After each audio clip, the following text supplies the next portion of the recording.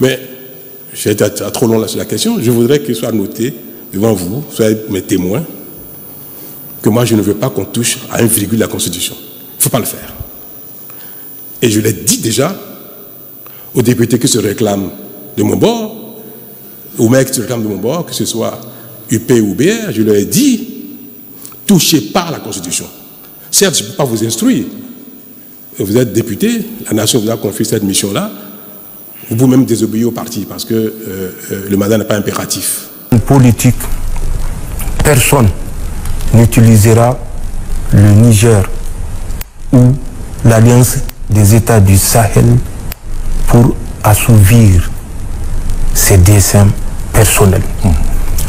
Rassurez-vous, si nous pouvons avoir une assise populaire à travers la martyrisation du peuple nigérien. Sauvons l'Afrique. Mais j'ai été trop long là sur la question. Je voudrais qu'il soit noté devant vous, soyez mes témoins, que moi je ne veux pas qu'on touche à 1 virgule de la Constitution. Il ne faut pas le faire.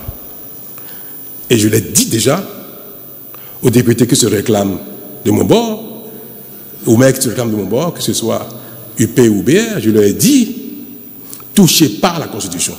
Certes, je ne peux pas vous instruire. Vous êtes député, la nation vous a confié cette mission-là. Vous pouvez même désobéir au parti parce que le mandat n'est pas impératif. Vous agissez au Parlement à votre âme et conscience individuelle, de ce qui est bon pour le pays.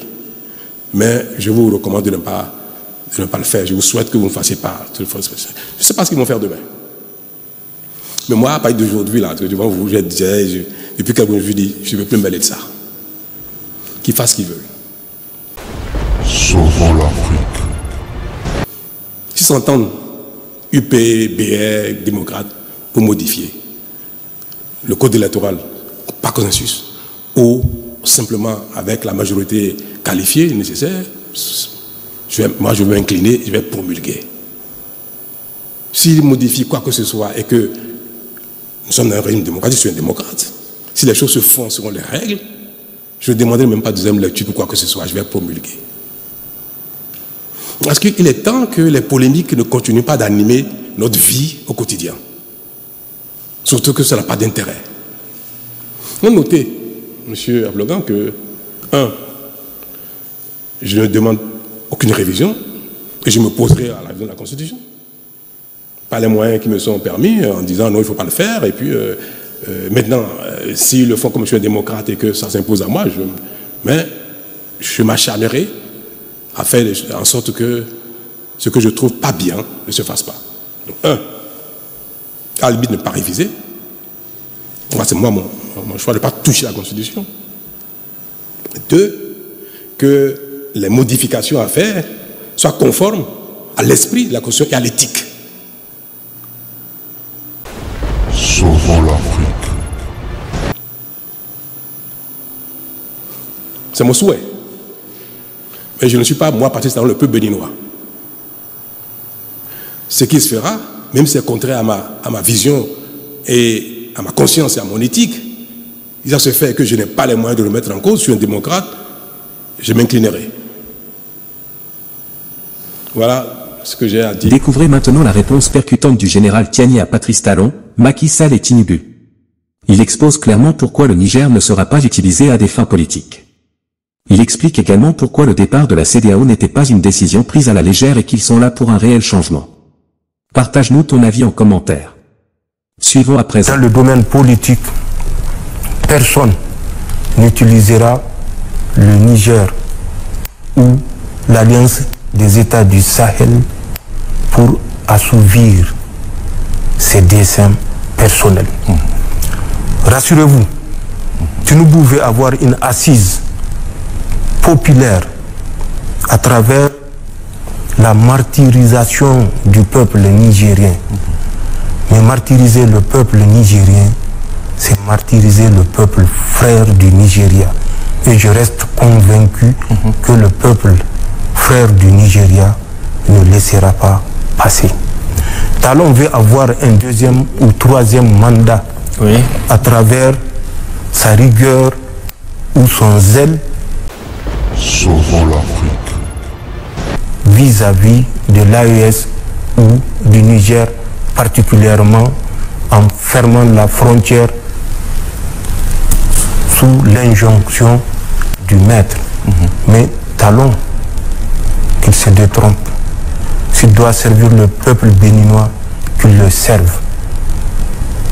Et c'est à travers ça que le peuple béninois décidera de lui accorder un troisième mandat.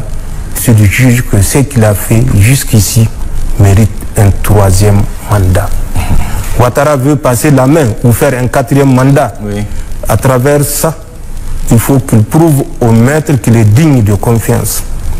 Le Niger est un pays indépendant.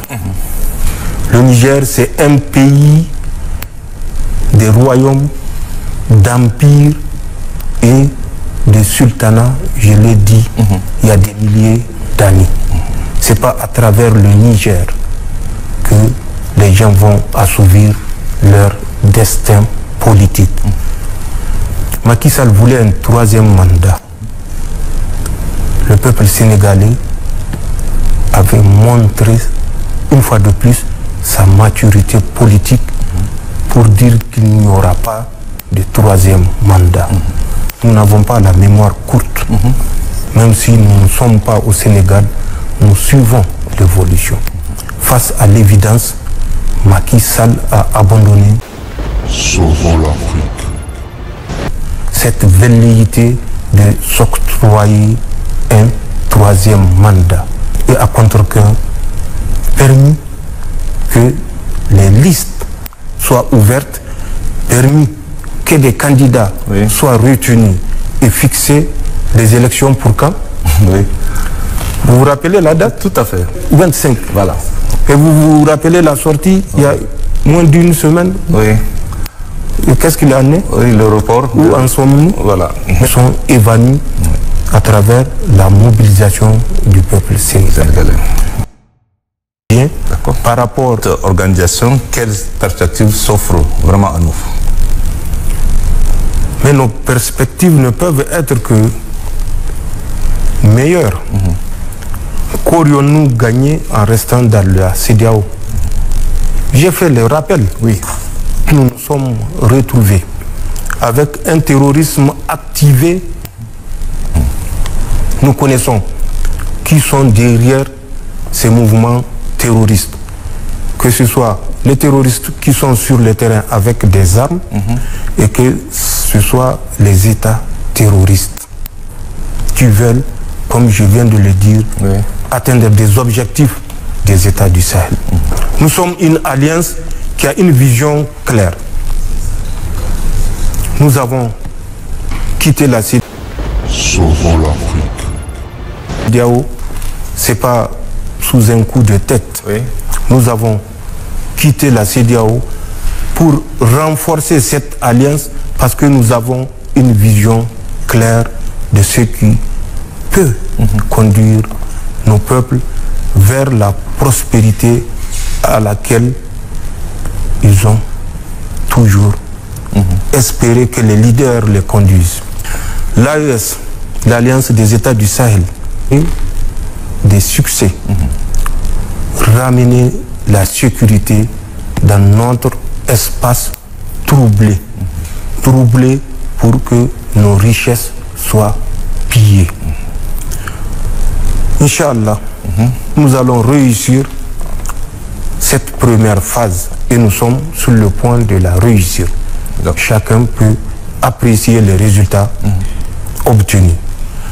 Le deuxième point serait, vous avez constaté que le cheval de bataille que nous avons enfourché, c'est celui de la bonne gouvernance.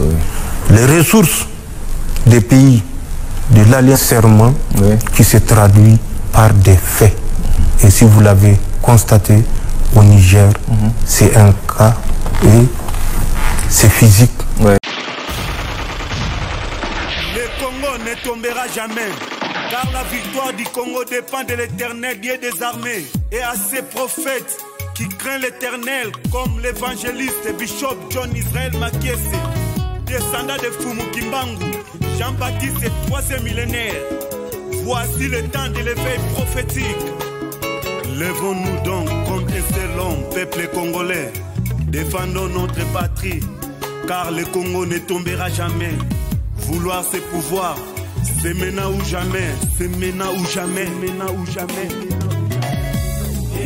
Yahweh, sunga peuple congolais, bitumbo tozobunda, Ezaya nzotote, Ezaya molimo. Archevêque Koutounou Fernando, Yahweh, sunga bishope, Jone Makiese, bitumbo azobunda, Ezaya nzotote, Ezaya molimo. Pasteur Placide Jésus, Mokpadiko, Congolais telema bipai bisosa. Isaac Mabaka, l'étoile d'Afrique. Tenons-nous la main dans la main, Congolais. Bonamboka na yo bunda. Loba non, non, non, non, non, Congo.